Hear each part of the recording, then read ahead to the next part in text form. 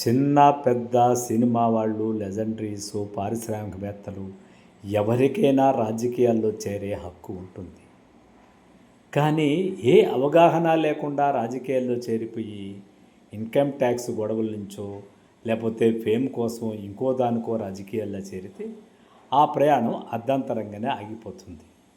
చేరేటప్పుడు ప్రజలకు నేను ఇది చేయాలనో లేకపోతే నా రాజకీయ జీవితం ఈ తర్వాత ఇలా కొనసాగించాలనో ఒక దృఢమైన అభిప్రాయాలు ఉంటే సినిమా వాళ్ళు రాజకీయాలకు వస్తే ఖచ్చితంగా మంచి ఫలితాలే ఉంటాయి.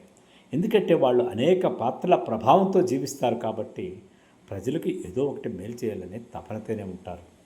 కానీ అలా కాకుండా ఫేమ్ను ఉపయోగించుకొని రాజకీయాలకు రావాలనుకొని పబ్బం గడుపుకోవాలనుకుంటే మాత్రం సినిమా వాళ్ళు కూడా రాజకీయాలకు వచ్చి అపజయం పొందిన వాళ్ళు చాలామంది ఉన్నారు. అందరూ సక్సెస్ అయిపోయేది సినిమా పరిశ్రమలే కాదు, ఏ ఫీల్డ్ నుంచి వచ్చినా కూడా ఫెయిల్ అవుతూనే ఉంటారు. కాకపోతే ఒక కార్య దక్షత, దీక్షత, క్రమశిక్షణ, ఆలోచన విధానము, నేను ఫలానా దానికోసం రాజకీయాల్లోకి వస్తున్నాననే అవగాహన ఉంటే సినిమా వాళ్ళైనా రావచ్చు, పారిశ్రామికవేత్తలైనా రావచ్చు, కూలీ కూడా రాజకీయంగా ఎదిగి ఒక రాజకీయ కార్యకర్తగా ఒక పార్టీ తరఫున పోటీ చేయవచ్చు. దీనిలో ఎటువంటి అభ్యంతరాలు లేవు.